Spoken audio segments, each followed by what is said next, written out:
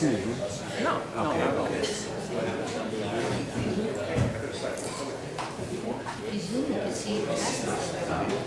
Oh, yeah. So we're going blind. Let's go. Roll. I feel old.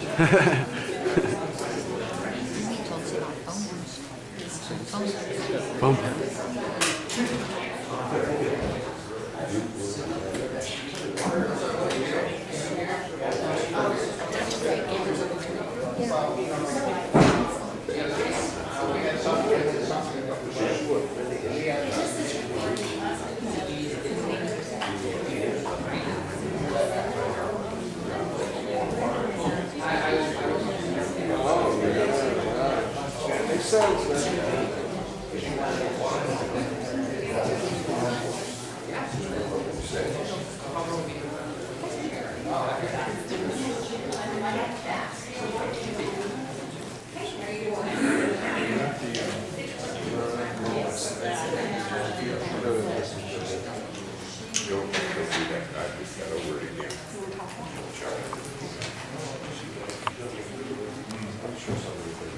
Good evening, ladies and gentlemen. My name is Barbara Beckworth, and on behalf of the Governmental Affairs Committee of Dixon Chamber of Commerce, it's my pleasure to welcome you to tonight's Candidates Forum.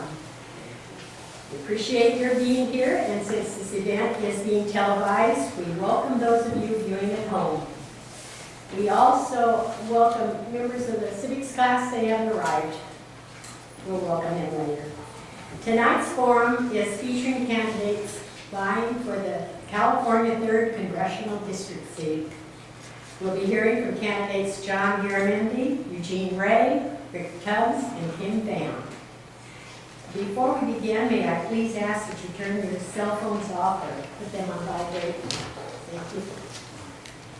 The format for this evening will be as follows. The order of speaking has been determined by lottery. We'll start with opening remarks from each candidate. Remarks will be limited to 5 minutes each. Following this presentation, you in the audience may submit written questions directed to a specific candidate or to all candidates. Pencils and index cards are available for your questions, and we ask that you please write only one question per card. And please write as legible as possible. During this time, the candidates will be asked to answer a few pertinent questions that have been submitted by the Government Affairs Committee.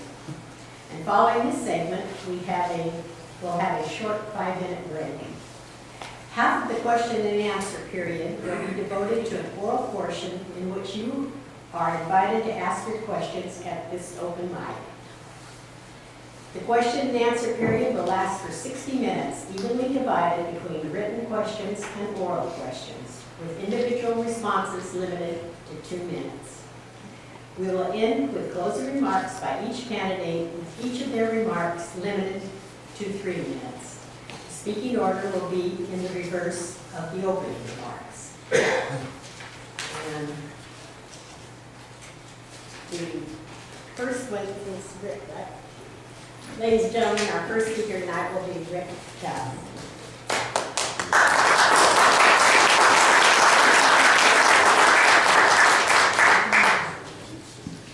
Good evening, ladies and gentlemen. Thank you so much for coming out tonight. Thank you for being a part of this democratic process that we enjoy and are blessed with here in America. Tonight, you get to hear from all 4 candidates. We're missing one, but you get to hear from 4 of us tonight on why we want to represent you. And at the end of the night, it is my hope that you have a good conclusion, a decision tonight, that yes, that is the man or woman that I want to be my voice in Washington.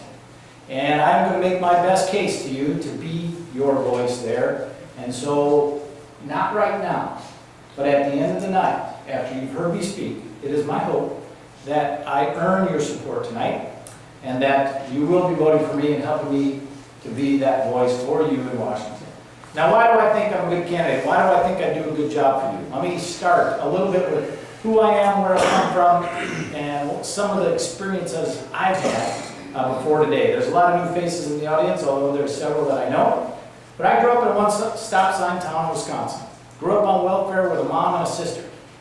And from those humble beginnings, I was fortunate enough to earn a military scholarship to go to California State University of Fresno and earn a degree in mathematics. It was on the final weekend of my college career that I was commissioned in the Air Force, graduated, and then married my wife of the last 22, almost 23 years, sitting in front here today, Kristen.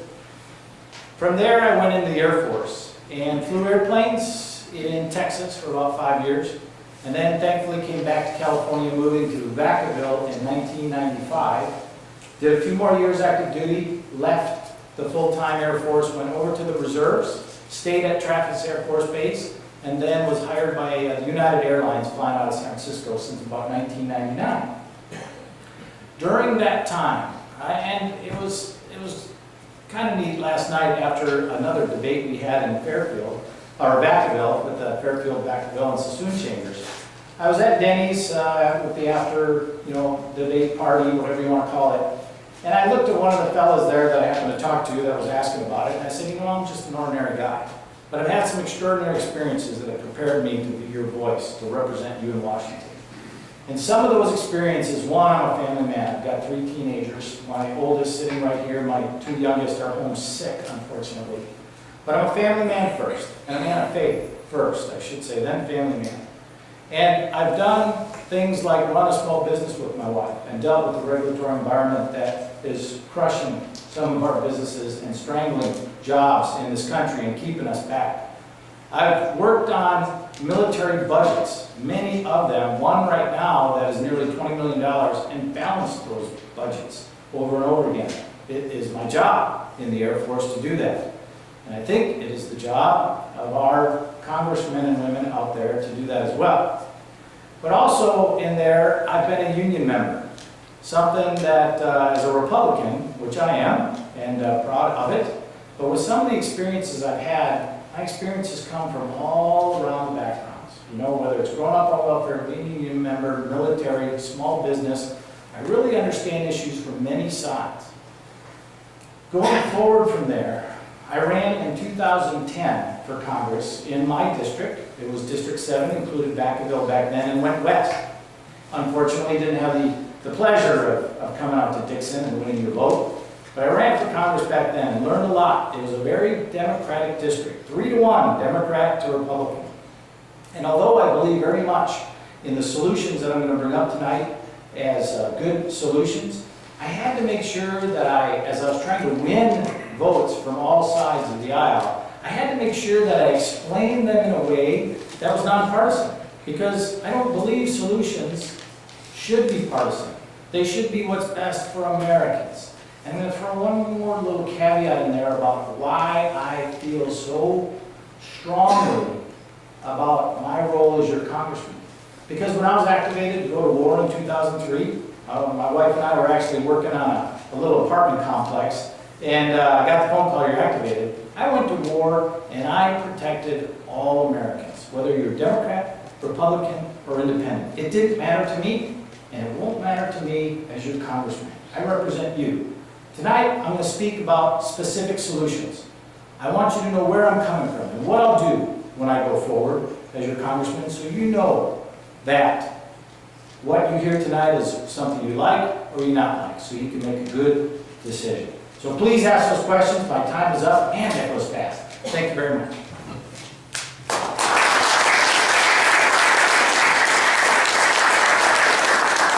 We'll hear from Eugene Ray. That time doesn't start till I get there, does it? No. I'm very slow. Till you get up there. Busy day at work, gotta record my notes. Take off my glasses so I can see. It's tough getting old. My name's Eugene Ray. My family moved to Vacaville in 1954. My dad opened up a prison there. I've been in real estate for almost 35 years now. I'm an 8th degree black belt with a world karate champion. And I did work with at-risk kids, doing outreach programs out of churches for a few years, and we were pretty successful in it. A guy said to me the other day, the discrepancy between the highest and the lowest wage earners in America is the greatest it's ever been. And I said, my goal is not to pull the top down, my goal is to pull the bottom up. America didn't become the greatest nation in the history of the world by penalizing success. They became the greatest nation by making opportunities available for the middle and lower class to work their way up if they wanted to. My first order of business would be to get America back to work. John F. Kennedy said, a rising tide floats all boats. We get people back to work, get money flowing, get things work, get things happen. We've got money to work with. And there's a way to get over 3 million people back to work in less than 24 months without stimulus or any other government money. To get people off unemployment and welfare checks and back on payroll checks. The 3 areas I would target. First one is the American energy industry with a comprehensive plan that includes increased production for American energy independence, improvement on existing energy sources, and continued development of renewable sources. Renewables are a great idea, but they're not ready for prime time. In the meantime, we've got like in North Dakota, where they've opened up some oil fields up there. Less than 3% unemployment up there. The people are living in their cars because they can't build houses and motels fast enough. They can employ over 1 million people just in gas or just in oil alone, let alone nuclear, natural gas, coal, that type of thing. There's many things that we could do. The American housing industry. The explosion in the American housing industry was caused by a handful of politicians that went to Fannie Mae and Freddie Mac and told them to make loans to people that couldn't afford it. And then Wall Street bundled them up and hid the bad loans with the good loans, gave legs, and the whole program took off. Ever since that problem, the legislature or the Congress has been trying to solve the problem, but they wouldn't know what the original problem was, and so everything they tried to solve wasn't the original problem, so they just made it worse. Mostly on that, I just didn't do it. Small business. I go after small business. Large business, businesses with over 500 people, over the last 15 years have created 1.8 million jobs. That's impressive. But small businesses with less than 500 people, have created 21.9 million jobs. They are job-producing machines. That's almost $1.5 million a year. The main thing we'd have to do is be government off their back with regulations and taxes are killing them, and let them go to work. Okay? We get more people off, or more people back to work and off entitlements. We have less government money going out, more tax dollars are coming in, then we go after the deficit. There's no reason that America spends 40 cents of every dollar that it spends. That's silly. We're the richest nation in the history of the world. We spend 40 cents of every dollar we spend. The interest on our debt alone is over $1 billion a day. Can you imagine what America could do with an extra $1 billion a day? That's crazy. The other thing is we cannot leave this mess for our kids. That would just be wrong. For us to create this and leave this for our kids or our grandkids to have to clean up. Social Security, Medicare, and Medicaid are on schedule to go bankrupt by the year 2021 or 2025. I haven't reviewed the current Republican bill, but if it works great. If it doesn't, we'll do something else. But something's got to be done. When you're on course for bankruptcy, doing nothing is not an option. Okay? We have to make sure the necessary programs are available, not just for seniors today, but for the coming generations of seniors as they go. We have to structure correctly. Military. You have to have a strong military to protect America. This is not a time to cut back on our ability to defend ourselves. China and Russia are gearing up. They're beefing up their military. North Korea and Iran are stretching their legs and trying to see just how strong they are and how much they can get away with. A lot of it has to be, a lot of it is perspective when you're dealing with foreign countries. Farming. I don't know about you, but I've gotten used to eating and I kind of like it.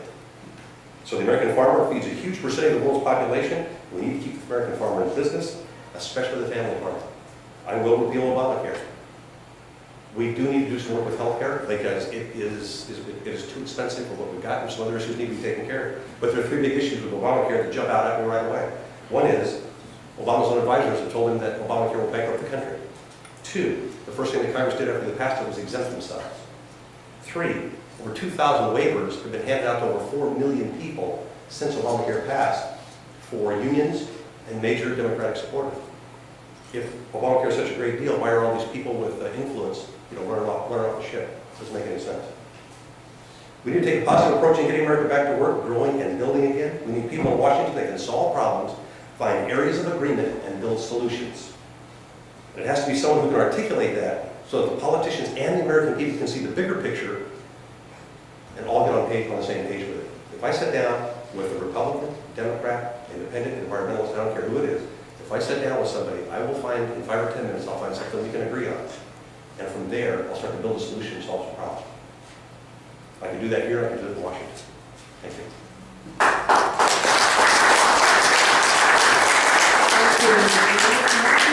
Thank you. Vann.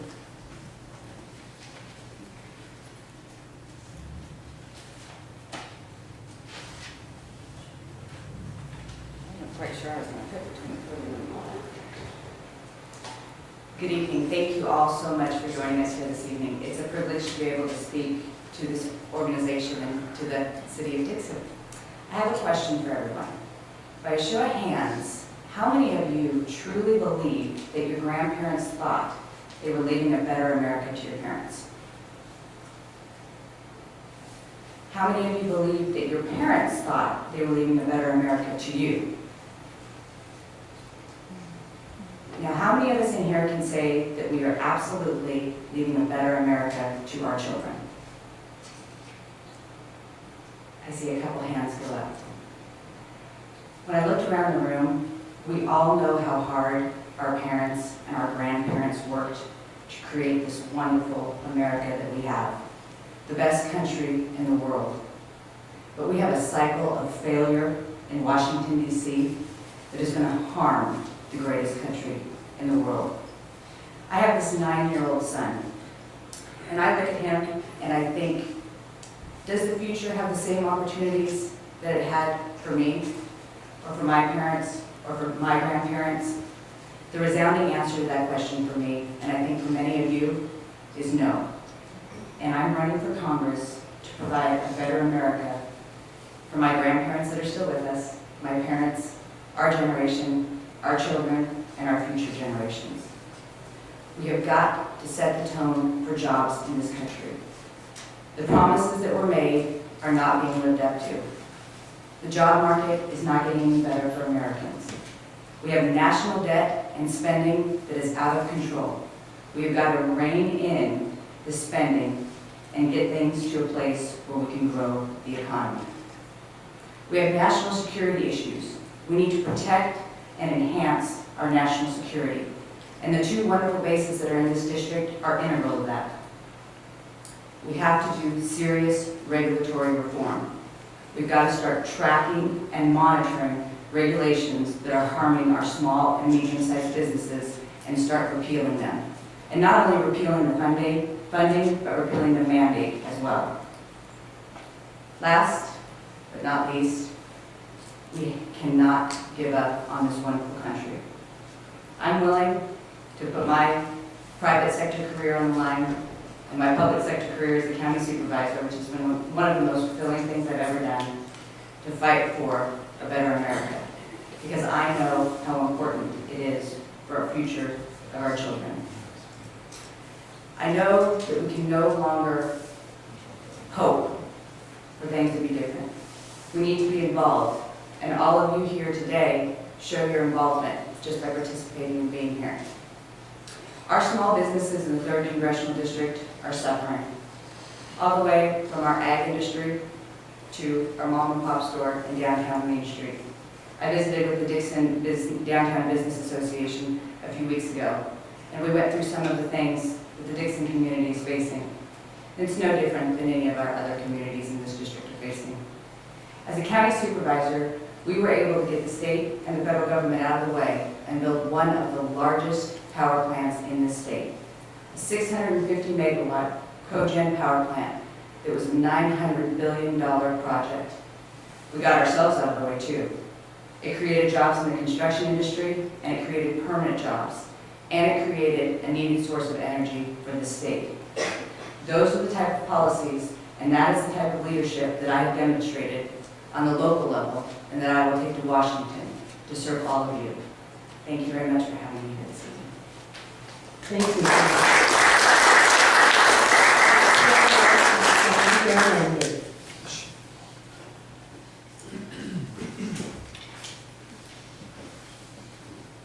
Good evening. It's good to be back here in Dixon. We'll be back, all of us, I think, in a couple of weeks for the Mayfair. One of the more exciting things that go on in this part of the world, one that my wife, when she was the deputy general manager of the California State Fair, found great jealousy about your Dixon Mayfair. She always had the best entertainment and the best programs here. This district, the 3rd district, is one of the most exciting districts in all of America. It stretches 200 miles up the Sacramento River. And when you move beyond this district and you look out across this incredible country, this place we call our home, this America that is our land, you have to come to the conclusion that we are indeed very, very fortunate. We ask ourselves, what is America? Well, it's us. Immigrants from all over the world. People that have settled here, people that have worked hard, people that have struggled and succeeded. We're a diverse country. We're a democracy. And we have elections. And that's a process that's enjoyable and is terribly, terribly important. We stretch 3,000 miles. We stretch across the oceans. We're a capitalistic economy, but we're an economy that also depends in a relationship, private-public relationship with government. And as we look at this country, we go, we're blessed in many, many ways. But at the same time, we know that in the last 3 years, 4 years now, beginning in 2007, this country's had its troubles. We've had the Great Recession. We can debate forever why it happened.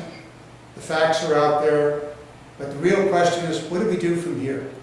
How do we move this country forward? And I will tell you, I have one very, very simple, but very, very important way of describing what my task is as your current congressman and hopefully your future congressman. And it's a 4-letter word. It's jobs. It's the creation of jobs. How do we create jobs here in America? And how, in doing that, can we restore the American dream? And I would put to you that there is a way to do it. There is a way to reignite the American dream. And it's going to take us some time, and it's something that we did in the past, and we can and must do again in the future. The reigniting of the American dream is dependent on 5 things. And here they are, and this is my mantra for the last 25 years in public life. First of all, the very best education system in the world, because you must have the best educated workforce in the world if you're going to succeed as an economy and as a just society. Secondly, you have to have the best research in the world. And there is no place in the world that is so fortunate as this part of the world with its research facilities. I currently represent an arc of research that is unparalleled anywhere in the world. Sandia Labs, Livermore National Labs, the Berkeley campus, the Berkeley Labs, and just a few miles north of here, the University of California at Davis. Incredible research in every conceivable field, from high-energy physics to all of agriculture. Thirdly, you've got to make things.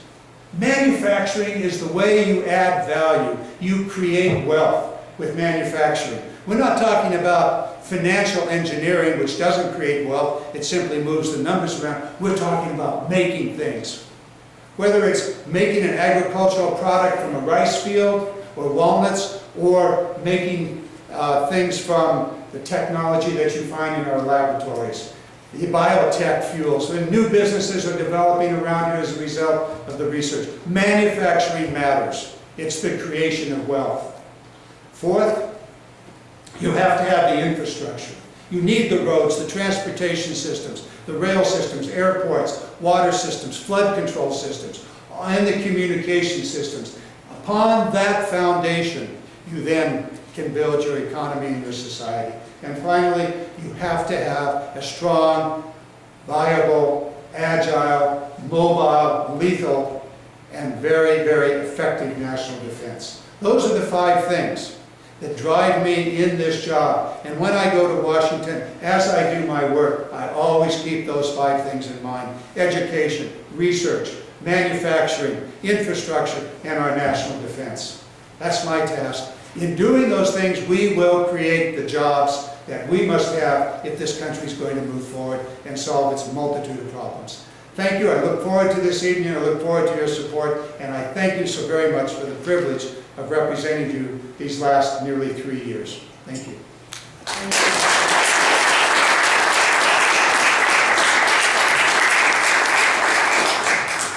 This concludes the first portion of the program, and now's the time you can turn in your questions to any one of the committee members. During this interval, we'll have the opportunity to ask a few questions of the candidates that have been submitted by the Governmental Affairs Committee. The gentleman asking these questions will be our Chamber President, Bert Gall. Candidates, we have a few questions that will be directed to all of you. You'll each have 2 minutes to answer the question. Please raise your hand when you are ready to answer. The first answer we are looking for is, do you believe the government should be involved in attempting to reduce the price of gasoline? If yes, what should be done? If no, why? Be happy to try to answer that question. Yes, government has to be involved in the price of gasoline. For example, making sure that we have adequate drilling. In the last 4 years, we have more oil drilling in America than we had in the previous 8 years before that. So there are things that are done. That is, the making available for lease for the development of oil, for the private sector to develop those gas and oil drills. We now have a surplus of natural gas as a result of research that was done by the U.S. government, the U.S. Geological Survey. It's called fracking. It can work well when it's in the right place at the right time. That's an involvement of government in this process. We also need to understand that right now the American oil companies are exporting 26 million gallons of gasoline a day. Should they be allowed to do that when we see apparent shortage of gasoline and ever-increasing gasoline prices? We also know the government's involved in the strategic oil reserve, making that available, opening it when it's necessary and not. Bottom line here is there's an appropriate role for government in this process, and that is now underway. Thank you. So you'll be more comfortable, you can all stay seated to answer these questions. Whichever makes you more comfortable. Next, go ahead, Kim.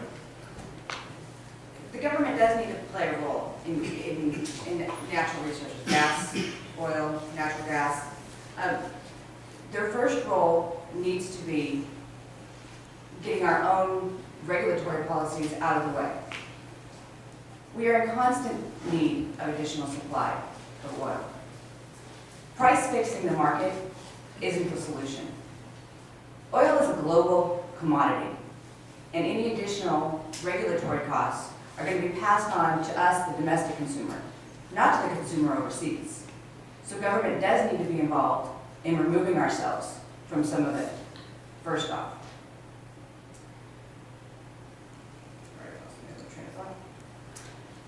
We need to be able to be proactive in drilling, in research and development. And again, some of the policies that influence projects such as Keystone need to be looked at more carefully and scrutinized so that we can do more development and actually do projects, not just study and research them, but do them to produce more product. Eugene. I agree with John on this, that you do need some government involvement. I mean, I'm one of those people that, it's pretty much, the government should just be a referee and stay back and make sure the game's played fair and played well and give everybody a chance to succeed and don't try to pick who wins and loses. But on this one, you're talking about something as important as oil and the necessity that we have for it. I don't think there's any question, one, that we need to open up more drilling for, one, the jobs and for more energy independence that we need for on foreign oil in the event that something global broke out. But I have a little bit of an issue when people in America are paying $4 or $5 a gallon, and you find out that because we had a mild winter and they didn't use as much heating oil back east as they normally do, that it's not because we're short oil, it's because oil companies are shipping our oil overseas. So I'm not really excited about that. Anything you said that, I will talk with them. I'm not all for getting their business, but we need to have a little conversation about the things we're working on. And the question about government should actively pursue reducing the cost of gas, and this is where my conservative values come out. Government shouldn't be setting prices, doing things that are going to meddle in the market in terms of price fixing or something like that. It can get out of the way so that oil and gas are cheaper, and they certainly need to do that. You know, President Obama is so fond of blaming President Bush for so many things. Well, the drilling we have now are due to the leases that under his administration were approved. It takes a while to go from a lease to a drill to a production. So let's blame Bush for that. We have to get out of the way. And another thing that causes oil and gas to go up is the dollar. As the value of the dollar goes down, thanks to the incredible amount of borrowing that our government is doing, gas goes up. So government interference in the market, no. However, smart policies, responsible government that doesn't cause the value of the dollar to go down by balancing our budget and keeping the dollar value high, as well as deregulating and signing leases so that we have more production 4 years from now, is the way that government can get out of the way to make sure gas is cheap for us, normal citizens. Okay, thank you all. The next question. Do you propose any modifications to the sequestration bill passed by Congress that, according to Secretary of Defense Leon Panetta, will decimate our military starting in January 2013? As you probably know, I'm on the House Armed Services Committee, where that issue comes squarely before us. And we've had 5 hearings on the sequestration issue. And looking at those 5 hearings, basically very little has been done by that committee in doing detailed analysis on what can be done and what should not be done. Thus far, the 5 hearings have simply said, we can't do it. Well, but the law says you shall do it. So we're now looking at how can this be done, or should it be done at all, and can it be done wisely? Clearly, in this region, we have Travis Air Force Base and Beale Air Force Base, both of which are crucial to any planning that you're going to do for the military and the nation's security looking into the future. For example, Beale is all about ISR, intelligence, surveillance, and reconnaissance. In other words, knowing what's going on around the world. If you want to go after the terrorists, you've got to know where they are. The assets that are at Beale, the U-2, the Global Hawk, are the ways in which we see what is going on. We also know that at Travis Air Force Base you have mobility. That's the big C-5s, the C-17s, the kind of plane that my colleague here flies. Those machines are moving men and equipment around the world. We know that no matter what strategy is going to be employed in the future, you've got to be able to get there. You've got to get there fast, and you've got to get there with the right men, the right equipment, the right women. So that's the 2 issues that are critical to this issue, and to this district. In looking at these things, the sequestration is going to be debated heavily in Congress over the next several months. For me, we have to be very wise about any cuts that's going on in the military, and you have to look at these in the context of this nation's security. Surely there are things that can be cut. Surely there are things that are wasteful. Surely the procurement programs can be wasteful, and some are. So you have to look for efficiency along the way. That's my job, and that's what I will be doing as a member of the House Armed Services Committee. And do we have an order? No, it's just raise your hand, and when I call on you, we'll go. Eugene? As I stated earlier, this is not a time to be cutting back on the military. With China and Russia building up, Iran and North Korea, and stretching the legs to see how far they can get away and what they can get away with. It's just not a time to be cutting back. The bigger issue is the reason that we are having to cut back on the military is because of something automatic that went through because Congress didn't get their budget passed. They haven't done a budget in 3 years. Their budget is something that they're supposed to do. They haven't done it. What is Einstein's definition of insanity? Doing the same thing over and over, you can expect a different result. If you elect the same type of people, you're going to get the same kind of result. If you want to get the budget done and get people in there working together and get the budget that you need for the military, you need people that are going to get in there and agree and get things handled and put America's well-being ahead of politics. Rick? Yeah, thanks. This is one I'm intimately familiar with, and that sequestering idea that was passed, one of the most irresponsible things that our Congress has ever done. And as your congressman, I would have voted no on it. Now that it is a reality, last year, this week, at this time, I was dealing in my unit as the commander with the budgetary shutdown, preparing for no dollars to come in. It's tough to run a war on no dollars, let me tell you. Or do all the things that we do back here during a war when Congress is not doing their job. One of the reasons why I'm running is to make sure our military can do their job and protect us. As a government, that's our #1 priority, national defense. And this sequestering that was implemented into this bill was irresponsible and needs to be fixed. There are ways to save money in the military, absolutely. Again, I run these military budgets. I know where the waste is. I know where we spend money that we shouldn't. I understand combat readiness. I understand strategy. I understand how to spend our military dollars a lot better than we are. Unfortunately, when you take a big axe and whack off a huge trunk of our budgetary tree, as Congress has done, we can't can't do the job of protecting you the way we're supposed to. This was irresponsible, should have never happened. Now, in the military, am going to have to deal with their inability to do their job. Makes it tough for me to do mine. Sequestering was wrong. We need to fix it. Congress needs to make a way to fix it. One thing you do in the military, we spend money at the end of every fiscal year just to make sure we don't lose it for next year. Take away that fear. Take away that budgetary practice. We save 5, maybe 10%, $30, $60 billion in the military just by spending smarter, by doing a 2-year military budget, and I need a lot more time to explain this, but you do a 2-year military budget where money carries over that you don't lose. You don't have to worry about losing your money. Ways to save military spending, not the way they've done it this time.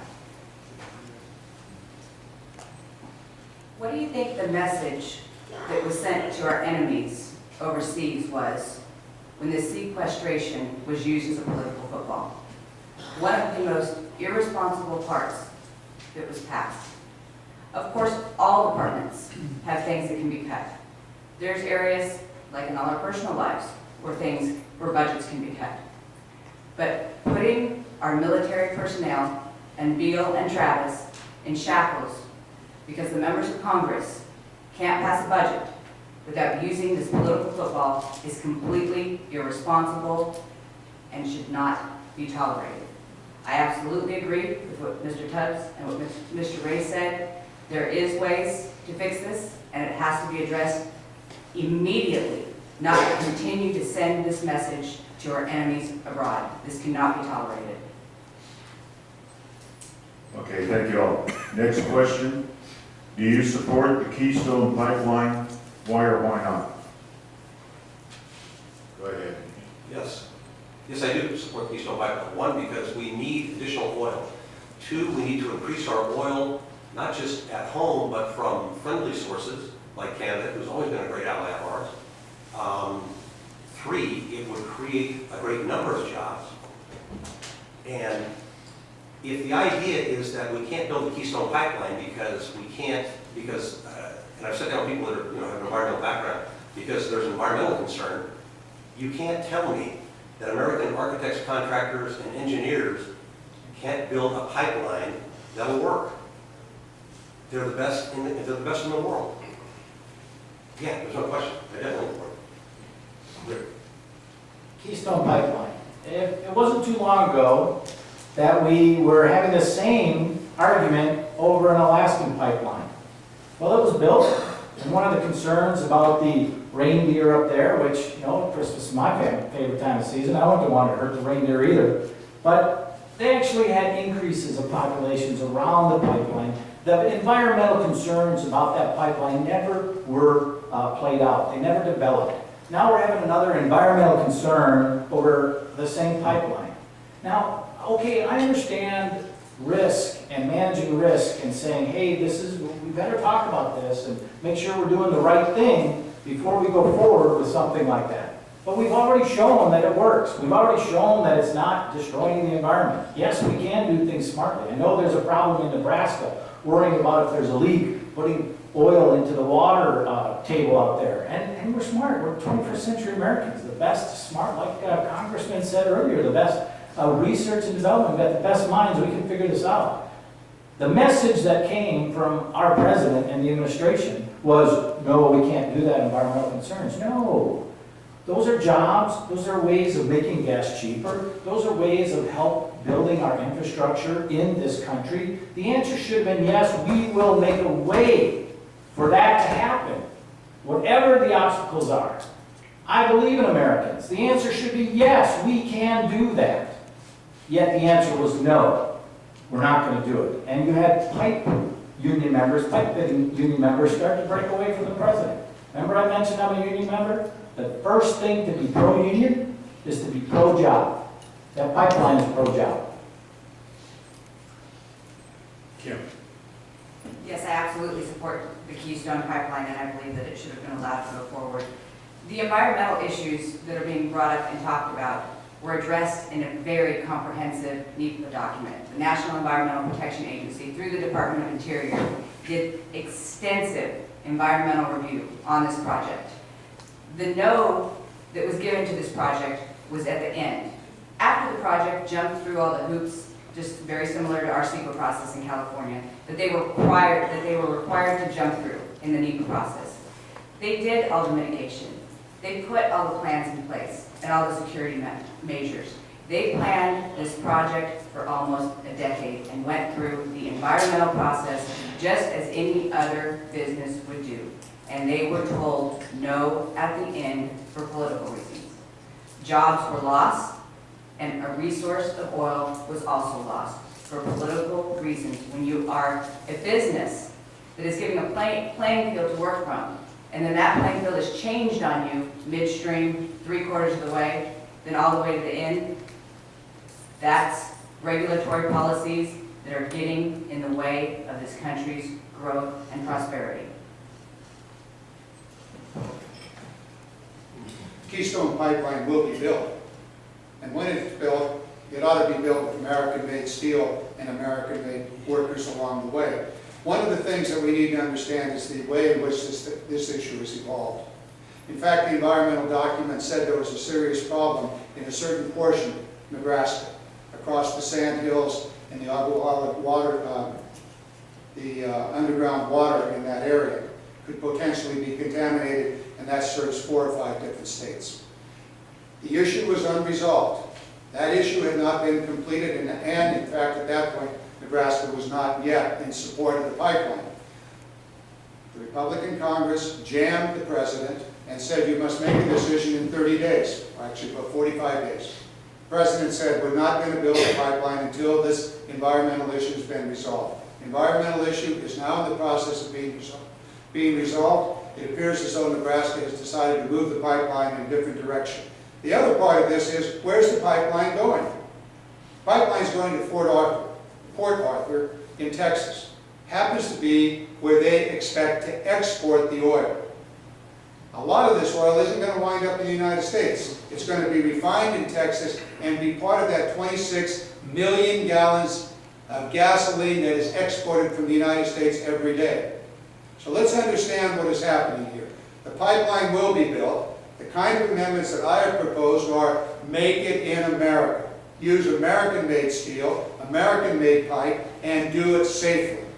I think if those all come together, this pipeline will eventually be built, and we ought to put one more amendment in, and that is, it's not to be used for export. It's to be used to meet the American domestic demand. Thank you all. The last question from the Government Affairs Committee is, how do you propose we finance or fix Social Security for future beneficiaries? Rick. Sure. Again, I said in my opening statements, I'm going to give you some solutions. Social Security is a program. I have a 99-year-old grandmother, and she just turned 99 April 1st. I look at that, and I say that was a successful program, because that's how my grandma and grandpa lived after my grandpa retired. And I want to see Social Security saved. I want to see it there for my mom, who's getting it right now. I want to see it there for me. I want to see it there for my kids. But the status quo of Social Security will not work. It needs to be addressed. Now, there's a lot of inefficiency in Social Security. We need to address those. When you're put on disability for a drug addiction, and you're in prison for that drug addiction, and you're getting Social Security, that's money being wasted. We need to say that one. Another thing is, we've got Americans today living much longer than they were, able to contribute to society and the economy much longer than they did in the past. When Social Security was originally passed, way back when, before I was born, it was designed for the living age back then. It's 21st century, ladies and gentlemen. There are new realities. We need to increase the age of Social Security retirement. My initial solution is to increase it to 67 for initial benefits and 70 for full. Do that. Give us another 4 or 5 years to make it solvent. Take that time frame away so we can let those workers continue to contribute. I feel pretty good at 44 years old.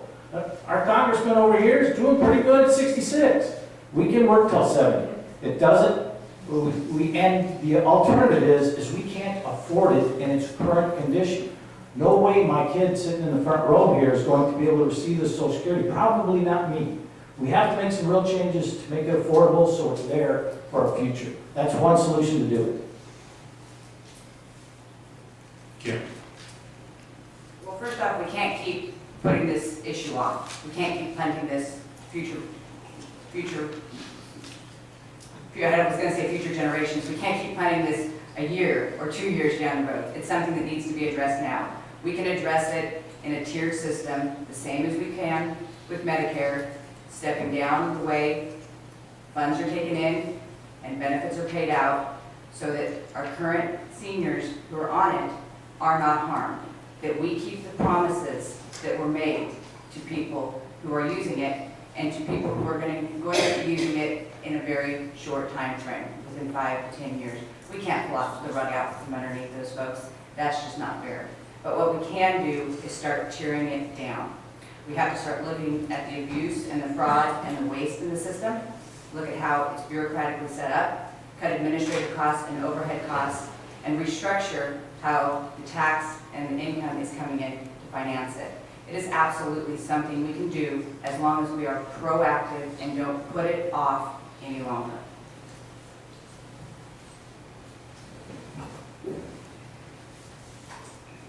Let me be very, very clear about this. We're not going to allow Social Security to be destroyed. We're not going to allow Social Security to be privatized. I know from my family's experience and the experience I've had working across the entire state of California, that Social Security is the bedrock foundation for millions and millions of Californians and tens of thousands in this district. The average Social Security benefit is less than $17,000, it's about $17,000 to $18,000 a year. That's not enough for a family to live on. But there are those in Congress today that would take Social Security and hand it over to Wall Street. Now, if you trust Wall Street, this is a particularly good idea. But if you're like me and you don't trust Wall Street at all, then you better not let this happen. We will not allow Social Security to be privatized. It is essential. It is something that every working American, man and woman alike, has paid into their entire career. And when they retire, that is their benefit. That is what they count on for the foundation of their retirement.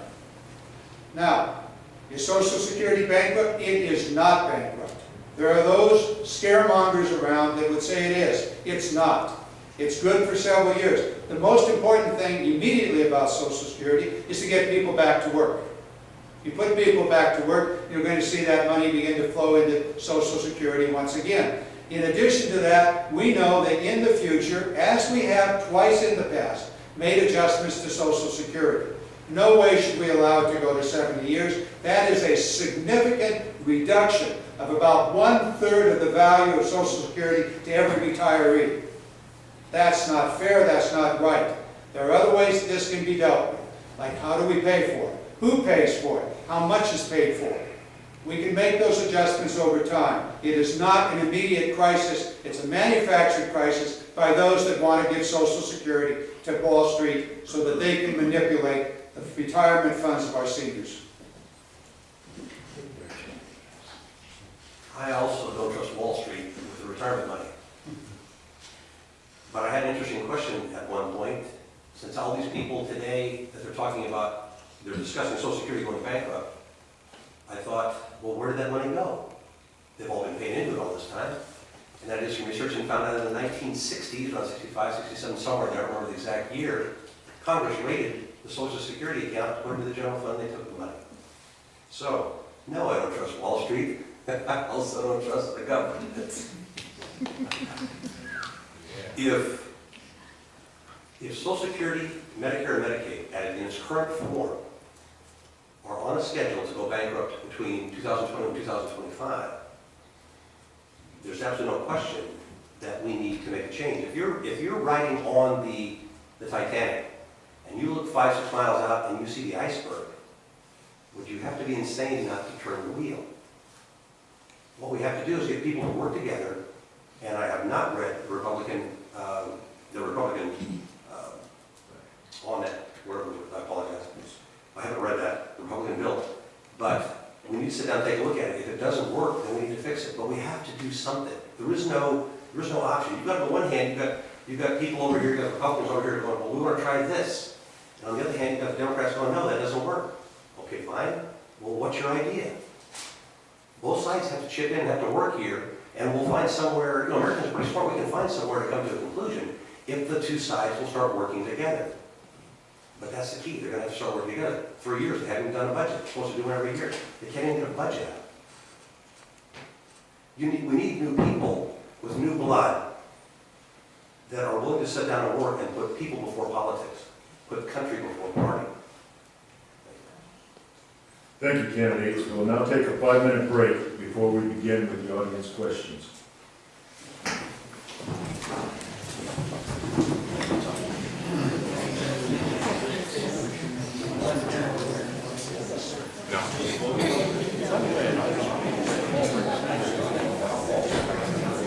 No.